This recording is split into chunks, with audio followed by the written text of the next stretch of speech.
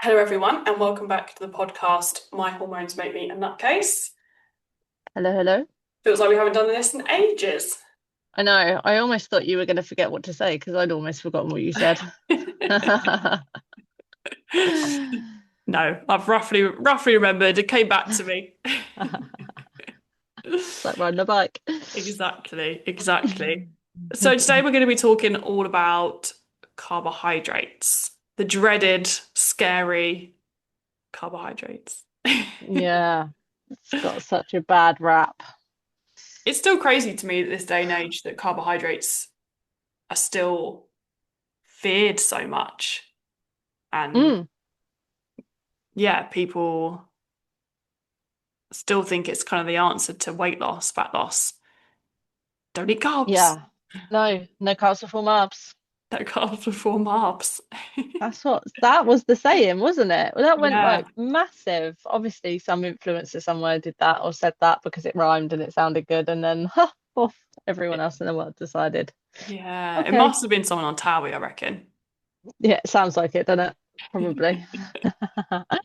But yeah, and things like that, like we're obviously going to dive deeper into it, but like it's just taking out any food group is it's detrimental, isn't it? Because like they all have do their own thing. They all have their own purpose. Like Yeah, if you have too much of one, it's not going to be good for you. If you have too less of one, it's not going to be good for you. If you, yeah, like I say, if you cut something out completely and say it's never gonna eat it again, it's not good for you. I mean, there are going to be people that maybe not listening to our podcast, but listen to this potentially, I don't know, that will say the opposite. Like I did a consultation, I went round to this person's house and all she did was eat meat and she ate kefir. That was it.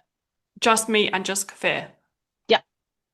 Wow, And interesting. she'd be like, I lost loads of weight. Like I eat like 2,000 calories of like meat and just I cook up different things. So she cooked steak, she cooked chicken wings, and she's like, I'll just eat chicken wings throughout the whole day. Or she's like, I don't want you to look at my food. I don't want you to do anything about my food. And I was like, you crack on. If that works for you, that works for you. However, I mean, in my opinion, you're gonna potentially see some I mean you're gonna have great iron, but like you're gonna see some potential health things later on down the line. But you know, it's each their Interesting. own. I would not want to do that. And I'm not sure I could eat 2,000 No, calories worth of that's a lot of meat. chicken, steak. Like I feel like that would I mean a That's chicken breast expensive as well. it is expensive. But like even a chicken breast at like 160 to 200 grams, like you feel full. Like Yeah, if you're eating like that much throughout the whole day, like even more than that throughout the whole day, I don't know how you function. no. Because you must be feeling, yeah, like you say, just really full all the time. And if Mm, she's snacking on chicken, but like, I don't know. I mean, yeah, like you say, each to their own, but that's not for me. I could it's eat. not for me either. I've I already gone think off. I Sorry, you go. carry on. No, keep going. No, I was just going to say, I've kind of gone off meat a little bit anyway. And it was interesting getting my blood results the other day because I was like, I wonder if that correlates a little bit to me eating less meat. And I was like, just like, yeah, I couldn't eat as much meat at that, but I definitely want to increase my meat again. Um, I forgot what my point was.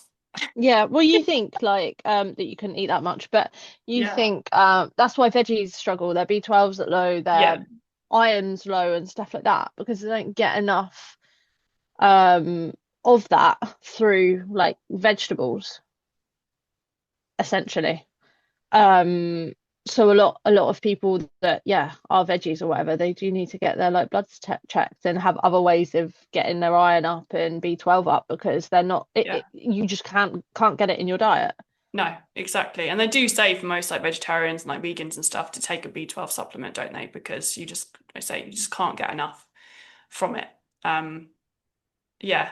It's so interesting, isn't it? Because people always have their own opinion on carbohydrates and proteins and vegetables and what things you need. And there's some people out there that are like, you should only eat meat or you should only eat vegetables. But surely from what the research has said, and especially, looking at bloods and things like that, is like you do need a balanced, varied diet. You do need all the food groups for your body to function well. And you can get meat, vegetables, everything that you need, whole foods you get from the environment. It's there for us to eat. So it makes sense that we should eat them. Yeah, Oh, I thought you'd frozen. definitely. No. Oh, your face is frozen, but oh, there we go. It's okay. Yours froze for a second there too. Oh my God, let's hope this continues. But yeah, it just makes sense. But anyway, back to carbohydrates.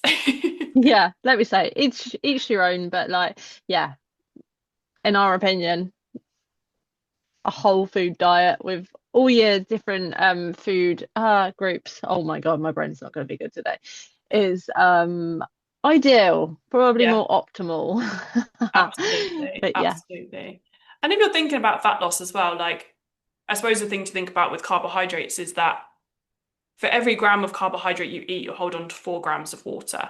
So what happens is if you do drop your carbohydrates, say you've just started a new, or say diet, but whatever, eating routine, whatever you want to call it, and you cut your carbs, and you'll probably go, oh my God, the scales dropped so much in my first week. And it's like, yes, because you've probably potentially might have cut your carbs completely or might have really reduced them. And the number on the scales will come down, but that is mostly water retention. You're not going to lose all that body fat in that short amount of time. So I think that's where that comes from as well, is like if you don't eat the carbs, you'll see that number go down more because you're losing more water. Yeah, Doesn't definitely. necessarily mean that you're losing that fat. But you're also potentially putting yourself in a calorie deficit as well at the end of the Well, day. So exactly. again, that number's potentially gonna go down after a while anyway because you're in a calorie deficit now. You're not overeating. But yeah, mainly it's normally mainly water, especially like you say in the first week or whatever. Yeah, yeah. Um, and I think that's an important thing for people to understand because I don't think many people understand that.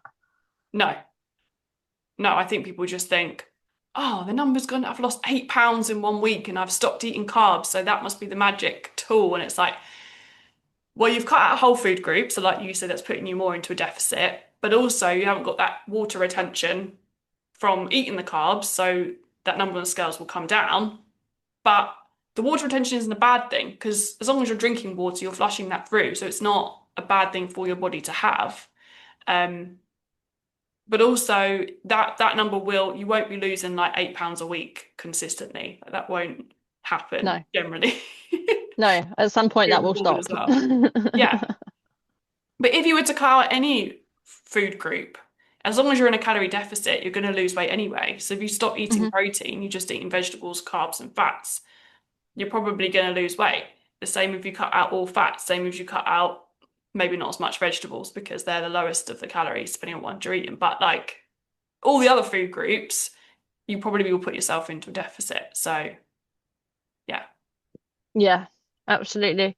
Um, Yeah, I don't know what I was going to say off the back of that. Oh, I told you this isn't going to go well today. Oh dear, my brain was working this morning. Um, but yeah, I mean, I suppose there's loads of different diets out there as well, isn't there, that do cut carbs.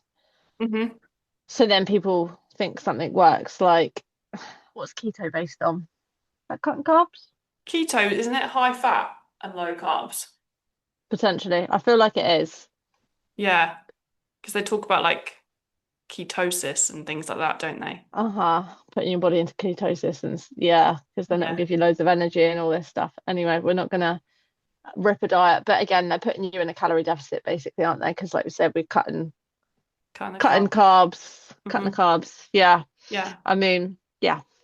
I mean, some people that might work for, but it's interesting because people that I've spoken to, oh yeah, that really worked for me. Okay, cool. So what are you doing now? Why are we having this chat? Oh, because I'm stuck and I can't lose weight and I don't feel great. Oh, so what happened from then till now?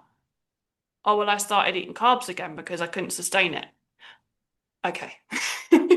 So I Yeah. think what I'm trying to say is these things aren't sustainable. And even though you might think you feel great in that moment, maybe you do, but something clearly happened for you not to be able to sustain that long term. Because if you were, you wouldn't be talking to us, Yeah, essentially. So most diets and things are not sustainable when you cut out whole food groups and stuff. It's just not sustainable long term. no. And yeah, like I had a client once and she was like, "Oh, like my old PT told us we couldn't eat bread." And I was like, "Right." I think I might have said this on the podcast before, but I was like, "Right, and what happened when you decided to cut out bread?" She was like, "Well, we went on holiday and we absolutely binged bread. We ate loaves of bread because for however many weeks before that, we weren't eating bread and we weren't allowed to eat bread." Yeah, And I'm like, "Well, that's not helpful, is it? Because you've done exactly what you don't need to do. Like, yeah, if you had a bit of bread every day or had a sandwich every day, you wouldn't have then gone on holiday and gone, oh, I need to eat all the bread in the world." no, Like, you would have gone on holiday and probably just maintained how you normally eat. Oh, okay, yeah, I can yeah, have that and I can have that. That's fine. Like, but instead, because you're not allowed it, you're gonna eat it all when you think, oh yeah, I'm on holiday. Fuck it, let's not do any of this anymore. yeah. It's amazing, actually. Most women that I speak to say, "Oh, I eat bread," and then they're like, "Oh, but I shouldn't really eat it, but I love bread." It's like bread Mm, is like the demon of all carbs. Is mm, That's what I hear so often. Oh, I shouldn't eat a sandwich. I shouldn't have any bread. Oh, I have toast. I shouldn't have that. And it's just like I literally eat bread every single day, like a slice of sourdough for lunch mm. every single day.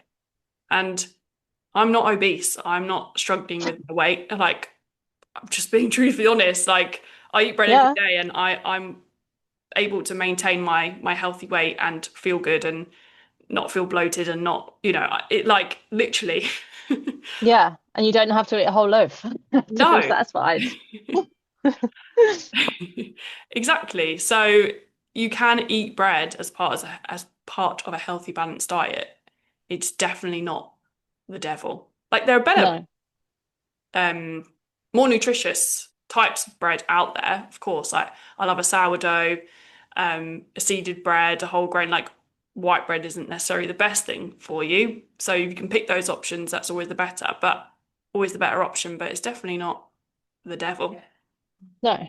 It's the amount you eat of it. Yeah, if you're eating a whole loaf a day, then it's a different story, isn't it? Absolutely. And like, yeah, yeah, because I don't think people realize how many calories there are in bread. So like you have one slice of bread that's like 100 calories, right? Like one that's not like not sourdough or anything like that, just a normal loaf of bread. hmm So if you're eating like four, say you've got like four slices, you have two for breakfast, two and a sandwich for lunch. Like you might have a snack of some toast later on. You're already like building up the 4, 5, 600 calories. hmm So it's just moderating how much of it you have. Yeah. Like you could probably pick something way more nutritious for breakfast and then have your salad, sandwich, cottage cheese, chicken, whatever you want in your sandwich at lunchtime and be absolutely fine. Yeah, definitely. Like if you go to any of the supermarkets and have a look at the sandwiches, there are plenty there that are like 3, 4, 500 calories. And you can get like an egg sandwich, a chicken sandwich, there's all different ones that are on brown bread as well. And if Mm, you're on the go and you've not got time to make stuff, like they're always a good option to grab because you've got good yeah, back protein in there. You could always get a meal deal and get a side of like carrot sticks with some little bit of hummus or some grapes or whatever comes with it and a drink. Like, and that's an all right meal. It's not a bad meal. no, absolutely. And like I say, if you're on the go, like there are options out there available for you. Yeah. I do think though, what I have noticed is that I digest sourdough better. Like if I was to have bread at lunch, I would often feel a little bit sluggish, whereas when I swap that to sourdough bread, my energy levels and I don't get that bloating feeling, don't get that tired feeling. And I actually have said that to a few clients and they feel the same. Like they've like, oh, Yeah, it makes such a difference to just have sourdough instead. So I would say if you like it's not a problem to have the bread, but if you do feel a little bit like that, have a quick swap to sourdough and it makes all the difference. yeah, I agree with that. I only ever have sourdough. Like I don't, I like in it Same. every now and then if I run out and I just need something. Like say before football training, I need like I don't know peanut butter and jam because I need the quick carbs to like get me around the field or whatever. Like always makes so much of a difference when it's like the standard loaf of bread compared to Yeah, sourdough. So I would agree with you on that one. Yeah. And yeah, I think carbohydrates are literally the body's main energy source. You know, they're fuel for the brain, the muscles, help support exercise performance, like you were saying, having it before going to football. It contains fiber, which is another type of carbohydrate, which supports our gut health, keeps that nice and healthy. So think things like potatoes, your rice, your oats, whole grains, fruit, your vegetables, beans, your lentils, all of those good stuff. And they are more of your complex carbohydrates, so your whole food carbohydrates, which are, yeah, just a lot.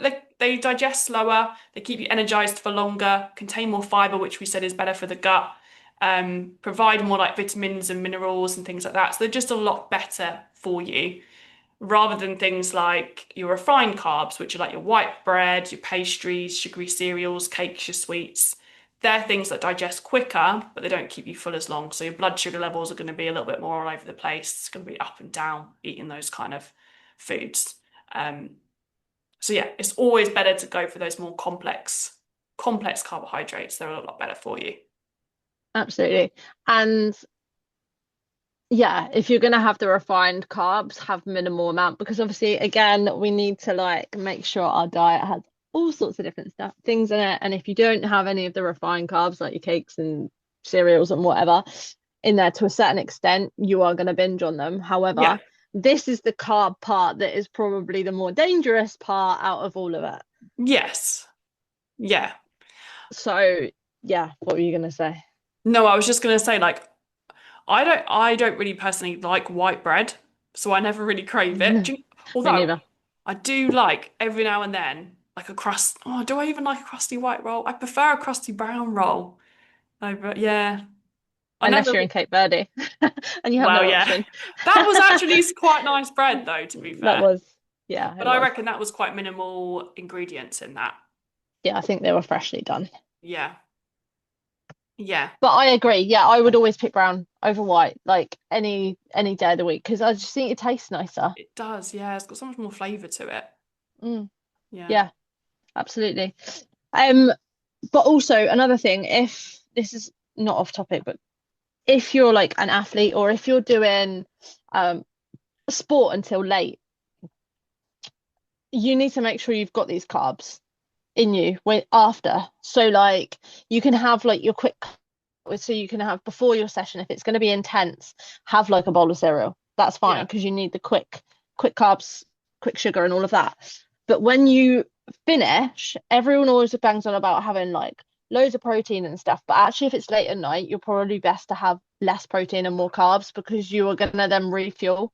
And also having oats in the evening after you've done something intense I find for me, it really helps me get to sleep because oats have like melatonin anyway, so they make you more sleepy. mm, But if I don't have them on a Wednesday night after football, get home at 10 p.m. If I've not had them before I go to bed, I'm up until like 2 a.m. Whereas if I have them, I'll go to sleep by like 11. yeah. That's interesting, isn't it? So make sure if you're an athlete or if you're doing something late and you don't want dinner, which I fully get because I don't want to come back and cook a whole dinner at 10 o'clock, but I need something like have just a bowl of oats. You Yeah, can put a little bit of protein powder in there because I do it for taste because I don't like oats on their own, but I don't put masses in there just to give it that like nicer taste. But yeah, yeah, yeah. No, absolutely, absolutely.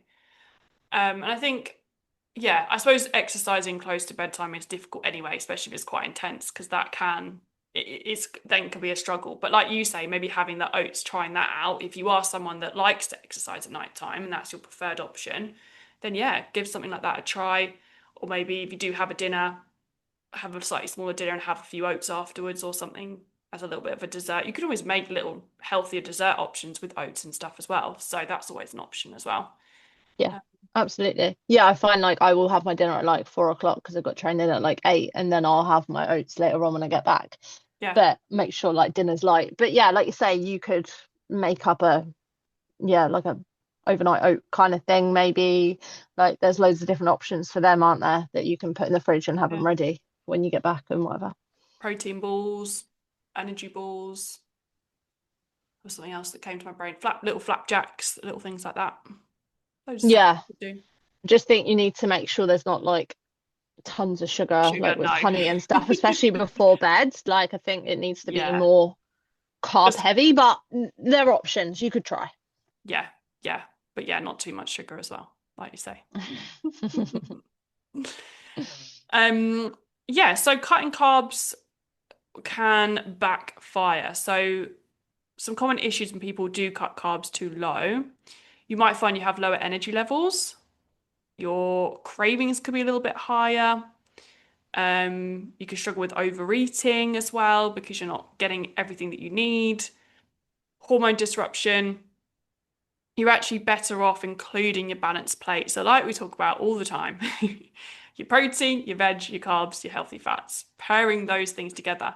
Now, we're not saying to go and have like a huge bowl of pasta and you know, like when you're balancing your plate out, you don't want it to be most of your plate of pasta, a little bit of protein, a few vegetables. Like you still want to balance your carbs in the right way because they are the higher calorie foods at the end of the day. Like fats and carbs are the higher calorie ones. So depending on how you balance each plate, you could be going over your calories, meaning you could be in a calorie surplus. If fat loss is your goal, you don't want to be doing that. So you do want to be having less of those than like your protein, your veg, etc. Not your fats because you want a small amount of those, but you still have to balance them in the right way, but you still need to have a good portion of those.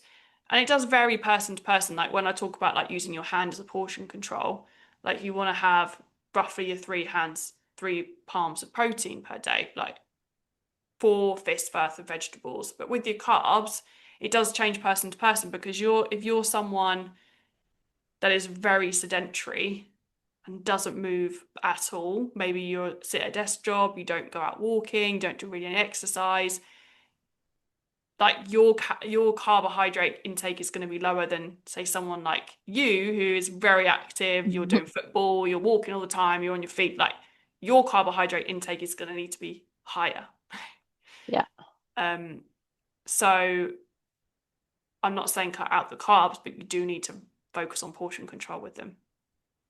yeah, definitely. And people either go one way or the other, don't they? A lot of the time, they either cut them out completely or they're having too much.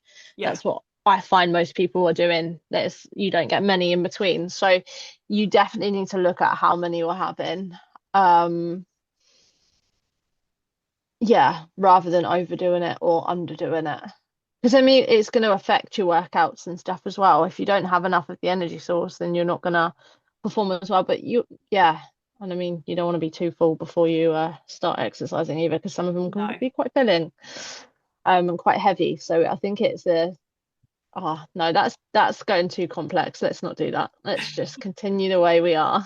I mean, you don't have to worry really about like a macro split in terms of like No, if you're unless you're like a proper athlete, you don't need to be worrying about like your protein, your carbs, your fats macro split. Like there was a lady that I was speaking to not long ago who was told by PT to be really focusing on that. And she was doing PT, but she wasn't an athlete. And I was like, that's quite intense. Like you don't need to be doing that. Like focus on portion size in terms of try and just aim for like half a cup with each meal to start with, half a cup to handful, sorry. And then you can always adjust it if you need to, depending on how you feel. If your goal is fat loss, then if you're not losing fat, then maybe reduce it slightly. You'd also maybe want to track your calories potentially if that is your goal. Um, but yeah, and when you track your calories, some people get really confused when they're like tracking like pastas and rices and stuff like that.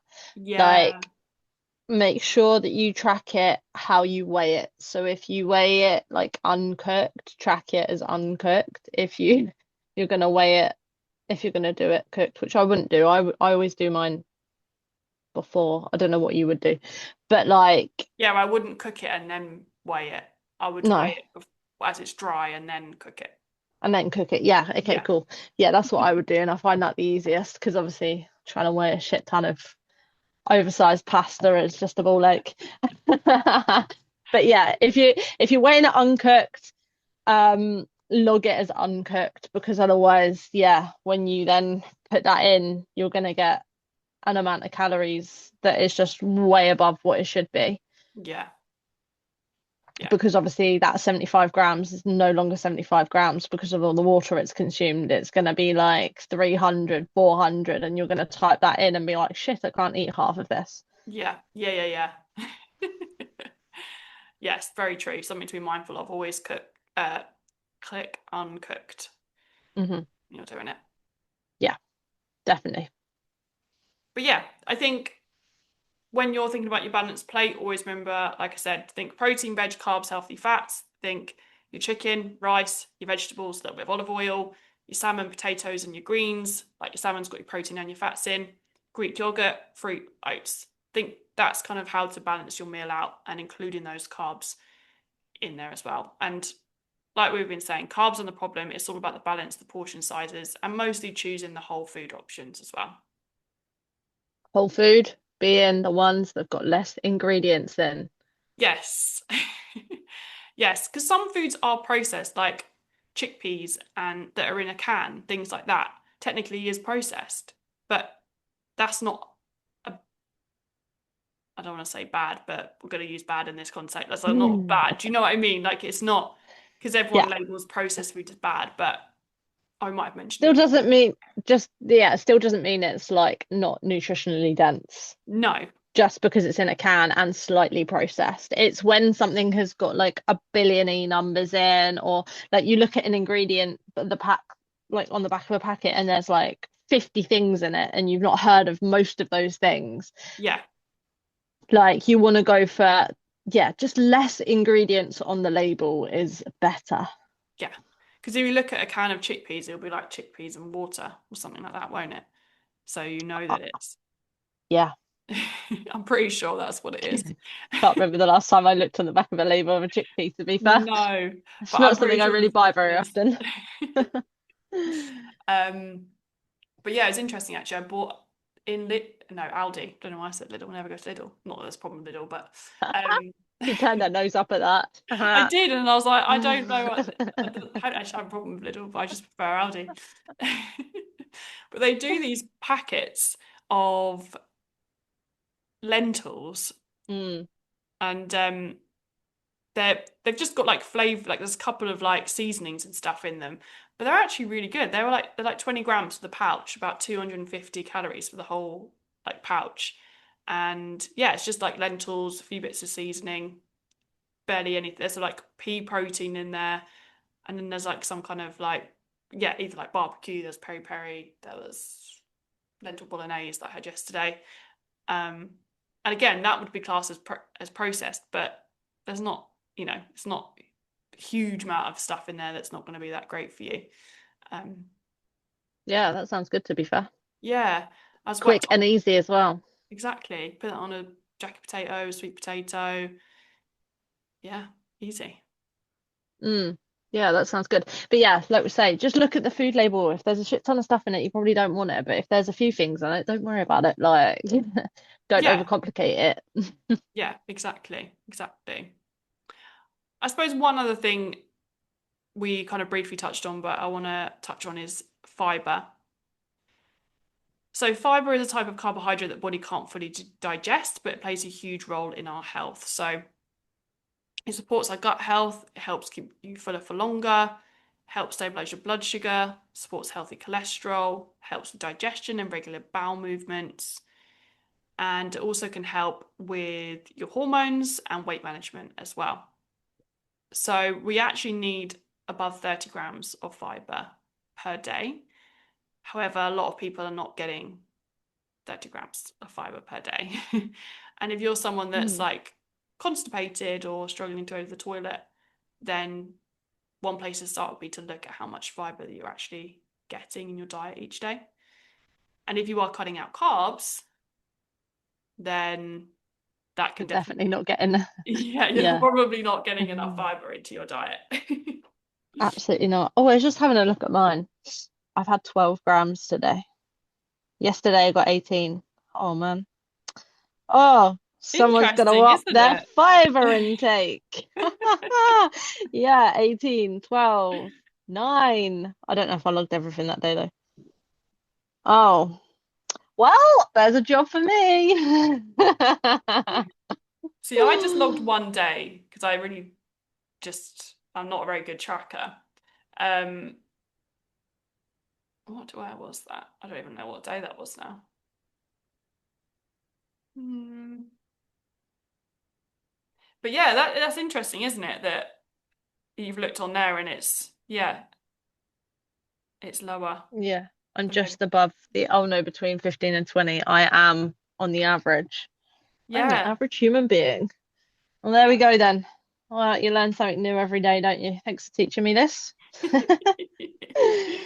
So I Oh, had a day where I had 35 grams. This was end of Feb. What did I have? So my yogurt bowl, yogurt, granola, fruit.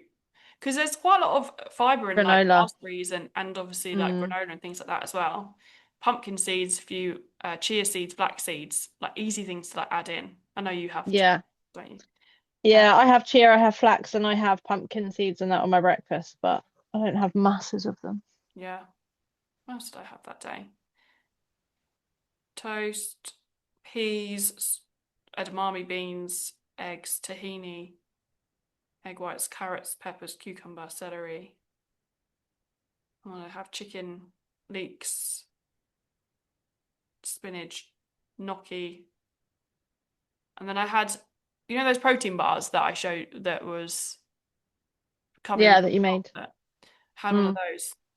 It won't show me how many is in that exactly, but I mm, think there's probably quite a lot in them because, or a fair amount because they were quite the ingredients. There was like yeah, chia seeds and all of that in them. Um, yeah, well, this is one thing. I thought I got a fair amount of, mind you, I haven't been putting like frozen berries on my pancakes. I bought grapes just because I really fancied grapes. So that won't help. That will be the opposite because there won't be as much probably fiber in grapes as there would be like raspberries, blueberries, and all of that. So, yeah, oh, yeah, exactly. okay. If you do struggle, there is a supplement called Sicilium Husk, and actually, I've just started taking that um, just to see whether it helps because sometimes I struggle a little bit, which I don't know whether it's maybe not consistent fiber each day, whether it's a little bit of like because I'm just a little bit more of an anxious, stressed person potentially because that can have an impact too. Um, Hmm. but you can just put like a teaspoon of it into water and then mix it in and drink that, and that's meant to help. So if you are someone that struggles with the fiber, you can always add something like that, and it's natural. Like you can just get it from like Amazon and things like that. But it's not any like crazy. It's just literally just go for like plain powdery one, and then yeah, just mix it with water. I think you can do that with flax seeds too, with warm Yeah, water. Flax seeds and warm water does the same thing, apparently. But yeah. not that I've tried it, but yeah, okay, that's good to know. Well, there we go. And we're gonna do a whole thing on fiber. So look, I'm gonna learn more when we do this. I'm here for a lesson. I hope you know a lot about it. I will definitely get more information and we'll delve deep into the fiber side of things for sure. I think it would be helpful because, like you say, I know personally that a lot of people don't get enough fiber in. So yeah, it will be a good one to delve deeper into. Yeah, for sure. But yeah, I think to summarize, don't cut carbs. Yeah, don't cut carbs, 100%. But like everything, portion control. Yeah, yeah, And portion just be control. more aware. More whole foods, less of all the nice tasty cakes and all of that because they're not going to help you, but you can have some in your in what you eat because if you don't have any, you'll binge on them, so it makes it worse. But yeah, don't cut carbs. Don't think cutting carbs is going to get you the results you want. No, you might need to reduce them because if all you're doing is eating carbs, but you don't need to cut them out. Absolutely Yeah, not. 100%. All right. Well, There we go. let's wrap up there Yes. for today. Hmm. Thank you so much for listening, everyone. Hope you have taken something away from that. Um, if you do want to reach out to us on socials, we've got a number. Feel free to message us. And I have no idea what our email address is. Fit girls who That's eat 93 fitgirls at who eat gmail.com. 93. That's it. At gmail.com. and we will catch you in the next one. Absolutely, we will. Au revoir. See ya.